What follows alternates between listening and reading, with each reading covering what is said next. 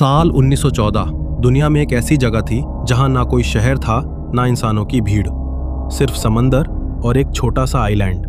उस आइलैंड पर खड़ा था एक लाइट हाउस, एक ऐसा लाइट हाउस जिसकी दीवारों ने कुछ ऐसा देखा जिसे समझना इंसानों के बस की बात नहीं। हर रात जब सूरज डूबता, समंदर की गहराइयों से कुछ उठता, कुछ ऐसा जो इंसान नहीं था लेकिन इंसानों से ज्यादा इंसानी था। ये कहानी है एक ऐसे इंसान की जिसने सरकार के कहने पर 1 साल के लिए उस आइलैंड पर कदम रखा, लेकिन जो कुछ उसने वहां देखा वो इतना डरावना था कि उसका लौट पाना नामुमकिन हो गया। ये कोई आम हॉरर स्टोरी नहीं, ये कहानी है मानवता, वासना, अकेलेपन और गलतफहमियों की। एक ऐसी जंग जहां असली राक्षस कौन है, इंसान या क्रीचर, इसका फैसला करना मुश्किल है। और यही है वो कहानी जिसने एक इंसान को राक्षस बना दिया और एक राक्षस को इंसान। डेविड का सफर शुरू हुआ एक मिशन के साथ, साउथ अटलांटिक के उस रहस्यमयी आइलैंड की तरफ। सरकारी ऑर्डर था मौसम का ऑब्जर्वेशन करना, रिपोर्ट बनाना और फिर 1 साल बाद लौट आना। लेकिन ये कोई आम मौसम केंद्र नहीं था। ये जगह इंसानी नक्शे से बाहर थी, जहां सूरज की रोशनी भी एक अजीब डर के साथ गिरती थी।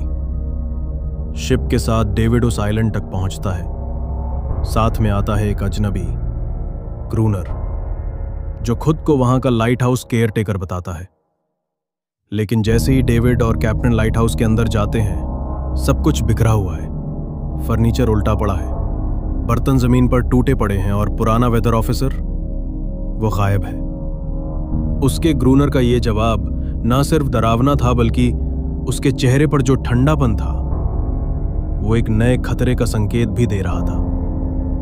डेविड के पास अब 2 ही रास्ते थे, या तो उसी शिप में लौट जाए या उस आइलैंड पर अकेले 1 साल काटे।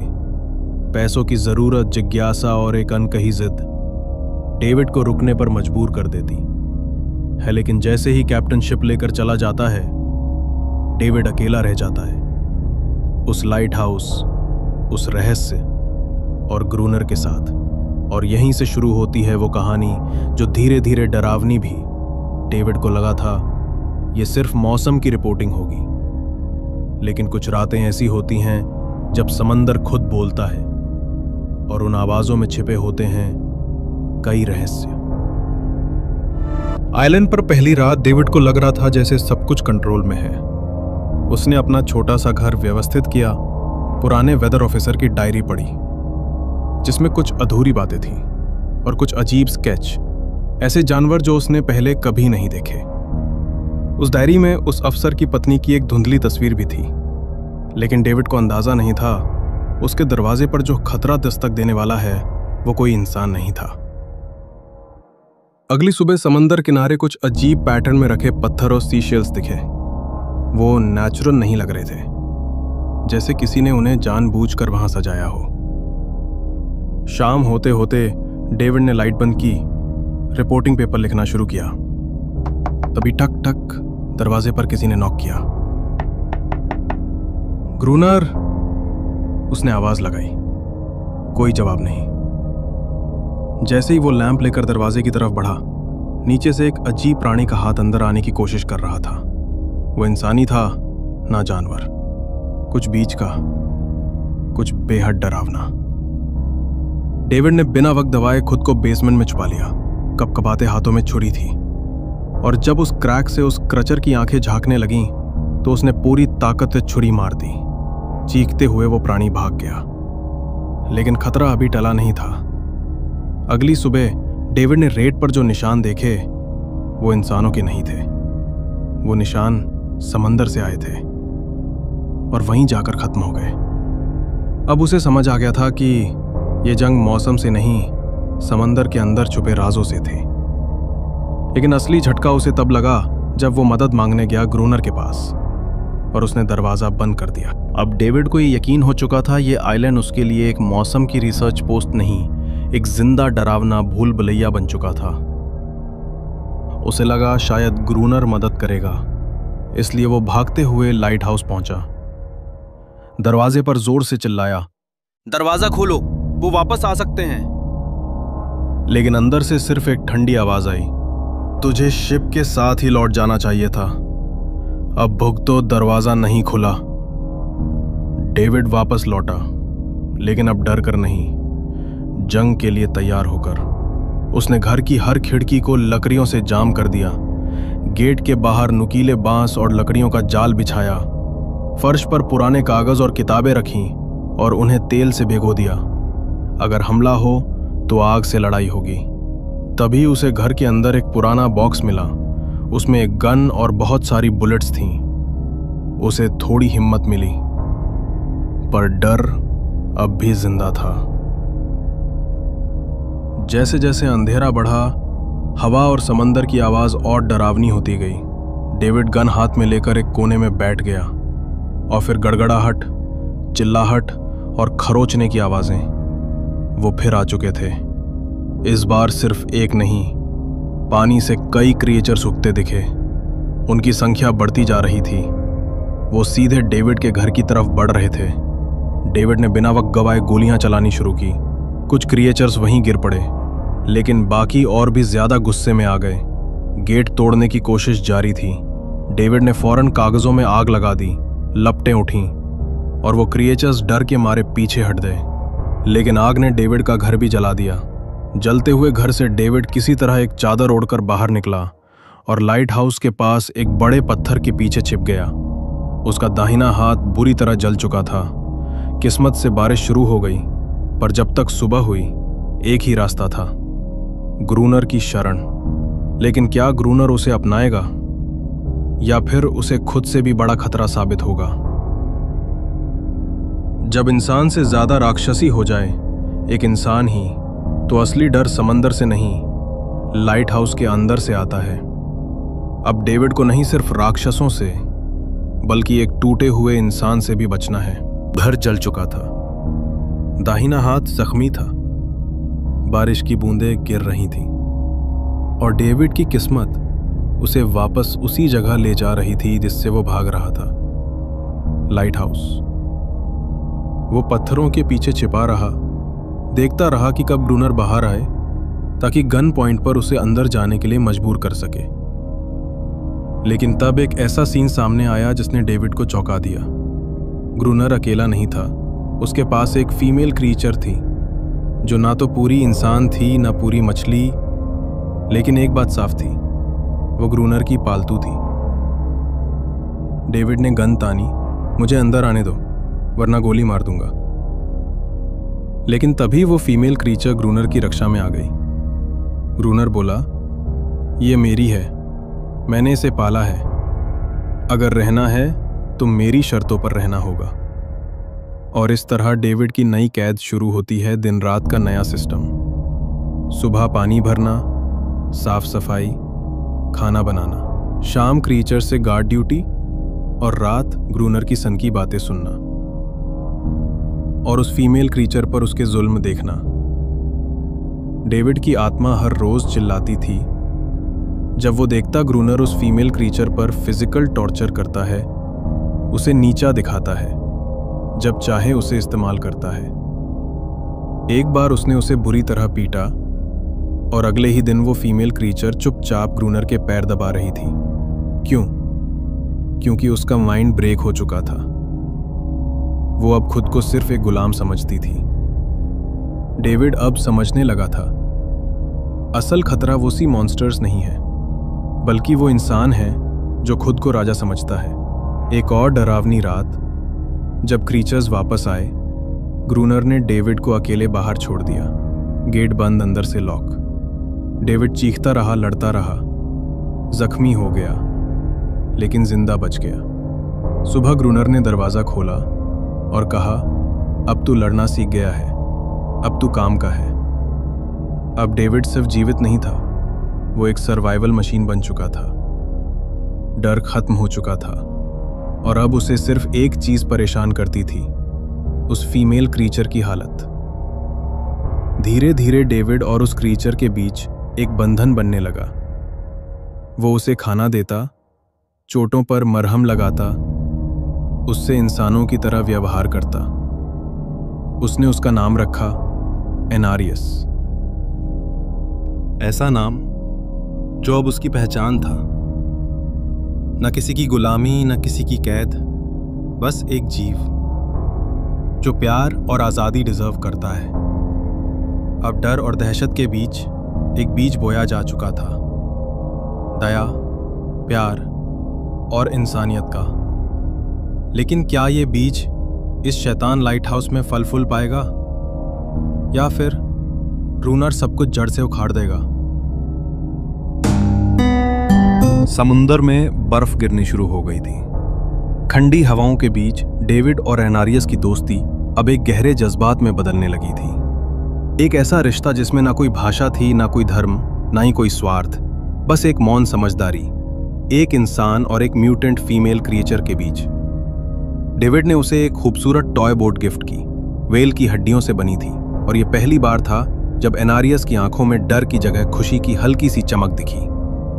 लेकिन तब एनारियस डेविड को आइलैंड के एक कोने में ले गई, जहां एक असली बोट रखी थी, जो अब तक ग्रूनर ने छुपा कर रखी थी। डेविड, क्या यह बोट तूने देखी थी पहले भी? एनारियस बस चुपचाप उसकी तरफ देखती रही, और तभी डेविड को समझ आया, सच तो यह है कि कोई भी यहां से भाग सकता था, बस कोई भागना नहीं चाहता था। कुछ महीने पहले एक आम स्मगलिंग शिप आइलैंड के पास तूफान में फंसी थी, डूब गई। कुछ लोग बोट से आइलैंड तक पहुंचे, लेकिन क्रिएचर्स ने उन्हें मार डाला। उसी जहाज में बहुत सारा गोला बारूद, डायनामाइट और हथियार थे। अगर डेविड किसी तरह पानी के नीचे डाइविंग करके उन हथियारों को वापस ला सके तो शायद इन राक्षसों से लड़ने का एक असली मौका मिल सकता है। लेकिन ग्रूनर का प्लान कुछ और था। वो चाहता था डेविड को डाइविंग सूट पहनाकर समुंदर में भेजना, ताकि क्रिएचर्स उसे मार दें और फिर डायनामाइट उसका हो जाए और एनारियस हमेशा के लिए उसकी गुलाम बन जाए। लेकिन डेविड बच गया और उन्हें डायनामाइट मिल गया। उन्होंने लाइट हाउस के चारों तरफ 2 लेयर्स में डायनामाइट लगाई, एक आखिरी जंग के लिए तैयार। कुछ हफ्ते बीते, लेकिन क्रिएचर्स आना बंद हो गए। डेविड को लगा शायद वो डर गए, या शायद अब लड़ाई की जरूरत ही नहीं है। लेकिन ग्रूनर को यकीन था अब वो ब्रीड कर रहे हैं, वो लौटेंगे और ज्यादा तादाद में। अब वो एनारियस को रोज पीटने लगा था। उसकी मानसिक हालत पूरी तरह से बिगड़ चुकी थी। उसे लग रहा था एनारियस ने ही बाकी क्रिएचर्स को डायनामाइट के बारे में बता दिया, और इसलिए अब वो नहीं आ रहे। डेविड अब खुद को रोक नहीं पाया। उसने एनारियस को बचाया, और पहली बार डेविड और ग्रूनर ने एक साथ बैठकर एक प्लान बनाया। लाइट हाउस का मेन गेट खुला छोड़ना, और जैसे ही क्रिएचर्स अंदर आए डायनामाइट से उन्हें उड़ा देना। और हुआ भी ऐसा ही। क्रिएचर्स बड़ी तादाद में समुंदर से बाहर आए। डेविड ने हिम्मत से लड़, लेकिन जब ग्रूनर ने डायनामाइट का लीवर दबाया, ब्लास्ट नहीं हुआ। डेविड एक कनेक्शन जोड़ना भूल गया था। वो ऊपर भागा, वायर जोड़ा और पहला लेयर ब्लास्ट किया। कई क्रिएचर्स मारे गए, लेकिन कुछ अब भी बचे थे, इसलिए दूसरा ब्लास्ट भी करना पड़ा। एक भयानक धमाका, लाइट हाउस हिल उठा। डेविड और ग्रूनर दोनों बेहोश हो गए। अगली सुबह चारों तरफ मरे हुए क्रिएचर्स के शरीर बिखरे पड़े थे। डेविड को एक जख्मी क्रिएचर के गले में एक छोटा नेकलेस दिखा, और उसी पल उसे अपनी सबसे बड़ी गलती समझ आई। ये मॉन्स्टर्स कभी दुश्मन थे ही नहीं, वो भी हमारी तरह ही जीना चाहते थे, बस उन्हें समझने वाला कोई नहीं था। हमने जो सोचा वो सच नहीं था। हम जिस डर से भाग रहे थे, असल में वो खुद हमसे डरते थे। समंदर शांत था, लेकिन दिलों में तूफान उठ रहा था। डायनामाइट ब्लास्ट के बाद ज्यादातर क्रिएचर्स मर चुके थे। बाकी जो बचे थे जख्मी थे, बिखरे हुए थे, टूटे हुए थे। डेविड ने एक मरे हुए क्रिएचर के गले में एक नेकलेस देखा, बिल्कुल वैसा ही जैसा इंसान किसी अपने को याद करने के लिए पहनता है। उसे समझ आया, हमने सिर्फ मॉन्स्टर्स नहीं मारे, हमने परिवार तोड़े, मासूम बच्चे यतीम किए। ग्रूनर अब भी अपने आप को आइलैंड का किंग समझता था। हर जख्मी क्रिएचर को वो खत्म कर रहा था। डेविड रोकना चाहता था, पर वो जानता था अब जो हो चुका है उसे शब्द नहीं बदल सकते। हर दिन समंदर के किनारे से एक धीमी सी रोने की आवाज आती थी, शायद कोई माँ जो अपने बच्चे को खो चुकी थी। डेविड ने एक दिन देखा समंदर से कुछ छोटे छोटे क्रिएचर्स के बच्चे किनारे पर आकर खेल रहे थे, डरे हुए, सहमे हुए। डेविड ने एक सर्कल बनाया पत्थरों से, बीच में वही टॉय बोट रखी जो उसने एनारियस को दी थी। शायद वो लौट आए। कई रातें बीती, कोई नहीं आया। लेकिन एक सुबह डेविड ने देखा वो बोट गायब थी और उसी जगह पर एक छोटा सा क्रिएचर बैठा था, हाथों में वो बोट लिए। डेविड ने टॉर्च वहां रख दी, शांति का सिग्नल। मैं अब लड़ना नहीं चाहता, मुझे तुम्हारे लिए दुख है। धीरे धीरे समुंदर की लहरों से एनारियस बाहर आई, उसके पीछे बाकी क्रिएचर्स भी। लेकिन इस बार कोई हमला नहीं हुआ। डेविड, तुम्हें बस एक सेफ जगह चाहिए थी ना, बच्चों के लिए, अपनी फैमिली के लिए, जैसे हमें चाहिए होती है। वो दुश्मन नहीं थे, वो बस अनचाहे मेहमानों से डरे हुए प्राणी थे। लेकिन तभी ग्रूनर लाइट हाउस से बाहर निकला, बंदूक लेकर। वो चिल्लाया, एनारियस वापस अंदर जा। लेकिन यह पहली बार था जब एनारियस ने उसकी बात नहीं मानी, क्योंकि अब वो उसकी नौकरानी नहीं थी, अब वो एक मां थी। ग्रूनर का किंगडम ढह रहा था, अब कोई उसका हुक्म नहीं मान रहा था। उसका दिमाग और भी बिगड़ गया। वो लाइट हाउस की तरफ बढ़ा और सिग्नल गन से एक फ्लेयर छोड़ी जो सीधे जाकर एक छोटे क्रिएचर के बच्चे से टकराई। बच्चा वहीं मर गया। सन्नाटा। एनारियस की आंखों में जो भरोसा था वह पूरी तरह टूट चुका था। वो चुपचाप समंदर में लौट गई, बाकी सारे क्रिएचर्स के साथ। डेविड टूट गया। उसने सब कुछ खो दिया था। वो भरोसा, वो समझ, सब मिट्टी हो गया था। वो ग्रूनर से भिड़ गया। तूने क्यों किया? ये लोग बस शांति चाहते थे। लेकिन ग्रूनर अब पूरी तरह राक्षस बन चुका था। उसने डेविड पर कुल्हाड़ी से हमला करने की कोशिश की और तभी डेविड चिल्लाया, रॉबर्ट! ग्रूनर रुक गया। वो नाम सुनकर जैसे वक्त ठहर गया। डेविड ने उसकी बीवी की वही पुरानी तस्वीर दिखाई जो उसने पहले दिन डायरी में देखी थी, और तब सच सामने आया। ग्रूनर का असली नाम रॉबर्ट था। वो ही पहले वेदर ऑफिसर था, लेकिन अकेलापन, उसकी पत्नी की मौत और समाज से दूरी ने उसे पागल बना दिया। उसका पछतावा फूट पड़ा। उसने डेविड से कुछ नहीं कहा, बस खुद को समुद्र किनारे ले गया और वहां खड़े उन क्रीचर्स के सामने चुपचाप सरेंडर कर दिया। कुछ ही पलों में वो मार दिया गया। कहानी अब खत्म नहीं हुई। वक्त बीतता गया। 1 साल बाद सरकार का नया ऑफिसर आया, नए वेदर मॉनिटरिंग के लिए। उसने डेविड को देखा और समझा यही है ग्रूनर। और डेविड ने उस गलतफहमी को ठीक नहीं किया, क्योंकि अब वो खुद भी इस आइलैंड का हिस्सा बन गया था। शायद खुद में ही ग्रूनर की परछाई देख चुका था। कभी कभी इंसान राक्षसों से भी बदतर बन जाता है, अगर वह सिर्फ खुद को ही सही मानने लगे। हर प्राणी शांति चाहता है। फर्क बस इतना है कि कोई उसे बोलकर कहता है और कोई आंखों से।